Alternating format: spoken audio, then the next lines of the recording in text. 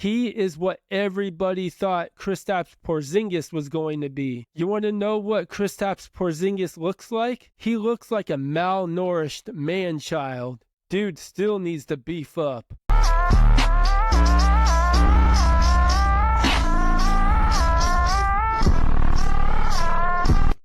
Yo, welcome into the Seventh Man Podcast. I'm your host, Alex Burleson, and we got a fun one today. Let's hop right into it. Starting off, the Phoenix Suns. They're in the news again. They got Drama City over there. They got drama with Kevin Durant, and then they got drama with the coach and other players. So, let's talk about it.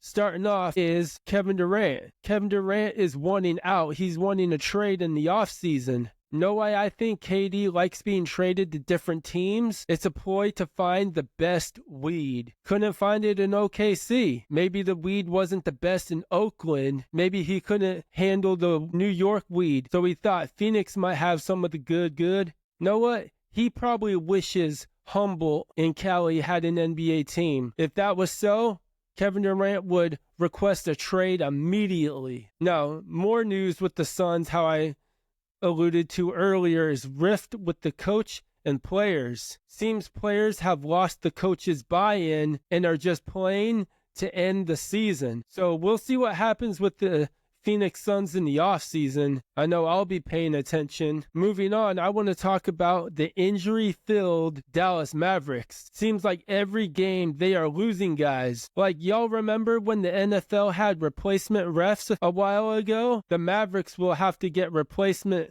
players. Heck, get Mark Cuban out there. Though it just be a bunch of Rasheed Wallace moments with him. Just watch, he'd get into a fight with a ref, but this time it won't be a prank. I want to talk about the worst injuries witnessed live on TV or at a game. Starting off, Shaun Livingston. I saw that live on TV when he was with the Los Angeles Clippers. I vividly remember it, not just from seeing the replay of it over the years. I vividly remember watching that game and seeing it happen. And I was like, oh my gosh, what just happened?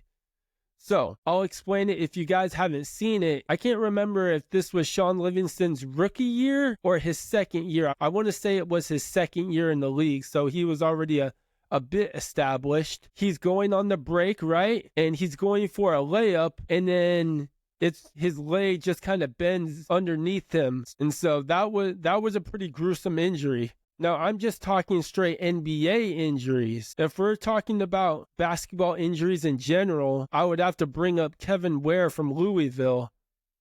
But I don't even want to think about that injury. Next, I want to talk about Kyrie Irving. I saw that on TV, and this was the most recent when the Kings played the Dallas Mavericks. Kyrie Irving it was heartbreaking. He tore his ACL, so that's going to be a long recovery, but I'm praying for him. Now, the next injury that was really bad that I saw on TV was Rudy Gay when he was with the Sacramento Kings. Now, I watched this game on TV, and I remember it. They were playing the Indiana Pacers, and he was driving baseline, and it seemed like his calf just locked up. And when you see that in basketball, that's most likely an Achilles injury, and he completely tore his Achilles. He pulled a Kobe Bryant, but he made a comeback, and he lasted a few more years in the league. Next injury, I saw this one in person, was Chuck Hayes. Chuck Hayes used to play for the Kings back in the day, and I remember this. They were playing the Milwaukee Bucks, and it took place on the other side of the court from where we were sitting at, and it seemed like he dislocated his shoulder.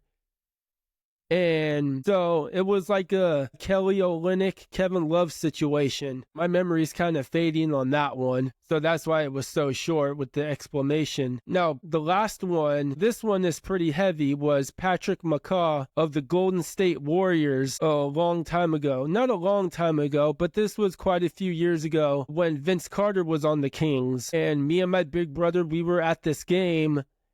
And I'm sure Vince Carter didn't mean to do this on purpose, but Patrick McCaw, he was either going for a dunk or he was in the air for an alley-oop to finish the alley-oop. And Vince Carter kind of clipped him in midair, and he went down hard, right on his tailbone, it seemed like. And Patrick McCaw was knocked out for a bit. But what I loved about that moment is both teams were really feeling the heaviness of the moment, and two players really stood out from the Sacramento Kings that gathered both teams to do a prayer circle, and that was Garrett Temple and, if I remember correctly, Justin Jackson. I don't even know if Justin Jackson is still in the league. I met him once at a Lecrae concert, actually twice.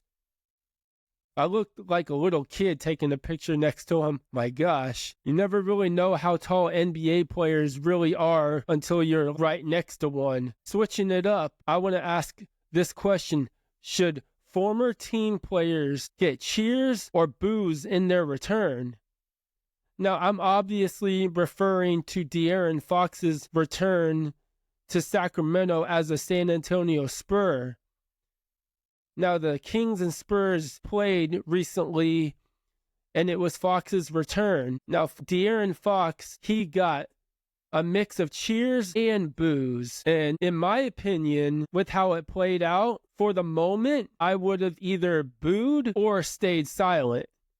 Down the road, I'll probably cheer for him, and we'll get into that in a later podcast, because how everything went down with the trade, with news being leaked, with what was being said both by the team and the player and the outside media, reminded me of another trade that went down in the early 2000s. So we'll get into that maybe next episode or the episode after that. One of the loudest player returns I've ever witnessed live in person was when Bobby Jackson returned for the first time after leaving the Kings. I was at that game, and I remember when he checked in for the first time, there was a long ovation for him. Bobby Jackson, at that time, he got traded to the Memphis Grizzlies after being on the Kings for many years. This was during the 05-06 season. And this is when the Kings were slowly dismantling the Glory Days Kings, and Bobby Jackson was the second to last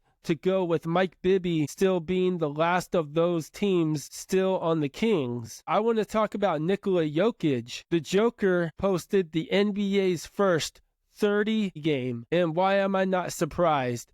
30 plus points, 20 plus rebounds, 20 plus assists. Taking away from the player, those numbers is basically a combination of Magic Johnson, John Stockton, and Tim Duncan. All you can do is just marvel at how good he is. He is what everybody thought Kristaps Porzingis was going to be. You want to know what Kristaps Porzingis looks like? He looks like a malnourished man-child. Dude still needs to beef up. I want to end with some encouragement, as I always do. So, from earlier, all of these injuries I talked about, the most inspiring comeback was Shaun Livingston. The dude snapped his leg to the point where doctors were contemplating amputation. They didn't. He had surgery and then began the rehab process. Shaun Livingston knew it was going to take a long road to get back to the NBA, but he did by getting on with a 10-day contract